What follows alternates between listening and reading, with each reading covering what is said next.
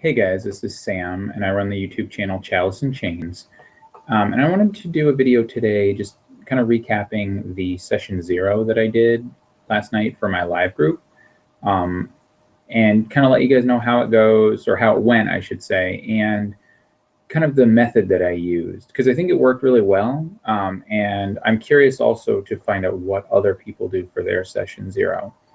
So essentially what I did was I flipped the character creation process kind of on its head. I think in a lot of cases, most people will start with, a class and a race, they'll roll stats, and then they'll do, backgrounds and the bonds and flaws and ideals in 5th edition D&D anyway. And that's what we're playing, so that's what I was using. But what I decided to do was actually start with how the characters knew each other. And so I grabbed the Pathfinder document that I think is on. I know Matt Click has it on his website at fistfulofdice.com, and that was really helpful because it had a random roll table for how the players knew each other. So I think one of the players, they got like best friends with one, and then they knew the other one by reputation or something like that. And so it was interesting because that all automatically started out, with a connection there, and could influence what their character would be, right? And so we used that, and we kind of collaboratively worked together to figure out, okay, well, how does if your characters are best friends, how do they know that, or how are they best friends? And 2 of them were apprentices to the same master. And so we went through that process, and that was really interesting, and the players came up with some good stuff. And then I went on to their backgrounds and said, okay, well, let's look at your background now in terms of this. And they went through that process as well. And the two that were best friends, one of them, they felt like, okay, well, we want to be in a city. We want to come from, the poor part of the city, the slums. But the one character didn't necessarily, she ended up becoming a tiefling rogue. She didn't necessarily want to be poor. But she also wasn't, she also kind of came up with the idea that she was responsible for her best friend's parents' death, but he didn't know that. And it turned out her character evolved into basically a halfling or a tiefling drug dealer rogue, which was really interesting, and I didn't expect that. And his character was a half-elf, basically swashbuckler, a pirate. And so it was cool. But so so after the backgrounds, and we did bonds, flaws, ideals, and personality traits, and I kind of approached that, or I tried to approach that like if you were doing aspects in Fate, a high concept of a flaw, an aspect. And so, really trying to feel out the language that they were going to use, create a phrase that could make sense. And that's how I'm going to try to run inspiration, is like Fate, just to see if it'll work in 5th edition. I think it will. I think it'll be cool. But we'll see how that goes. But what was really neat was, they had their connection. They had already kind of decided, all right, this is where our characters have come from in the city, and this is how they're connected to one another.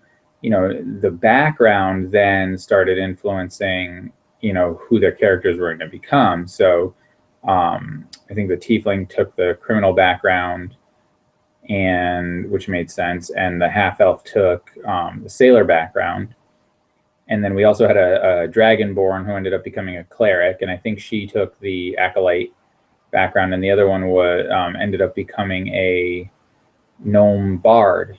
I think he took the entertainer background as well. Although what was interesting was his character, he kind of played it as he was sort of an armorer or a squire to the sort of paladin of this temple, of which the dragonborn cleric was her direct apprentice. So it was neat. So he's a bard, but he's also got this sort of crafting background.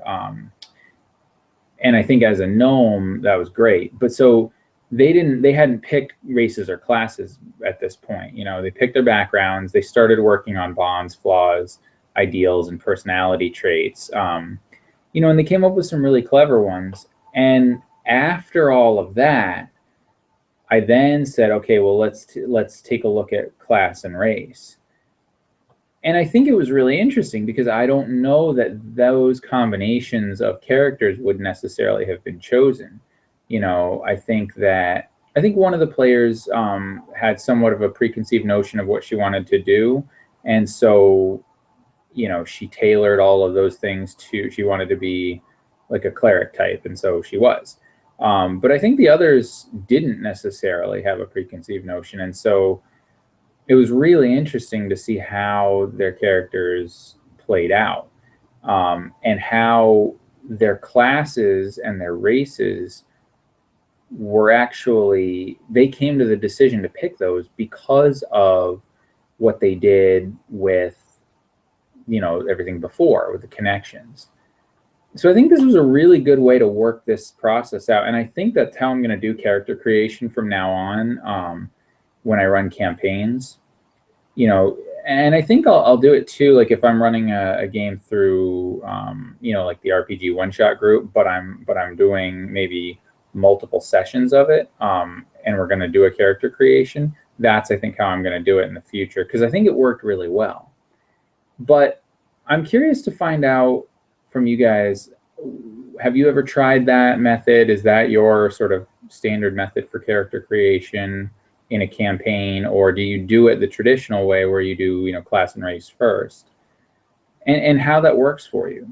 Because you know, I found, and I actually had one of the players say this, you know, they're like, oh, I really like doing it this way because I've never gotten this in depth with my character. You know, and this was session 0, so like they already knew a lot about their character well before they ever put any class or race down on their character sheet, you know. And so my goal was really to have them, without having to write a backstory right away, flesh out this character and get to know them, and have it feel more than just, you know, stats on a page, especially for the first adventure. And so it was interesting, you know, and they you know, they were feeling out, they were all new to 5th edition, and one of them was new to tabletop role playing. Well, not new, but hadn't played since like the early 90s, you know, so it had been a while.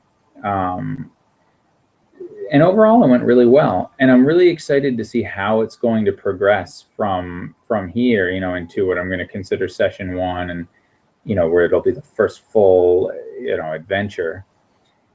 But yeah, but let me know what you guys do, what your methods are, what you have found, you know, works best for character creation from you guys, and you know, any tips that you might have.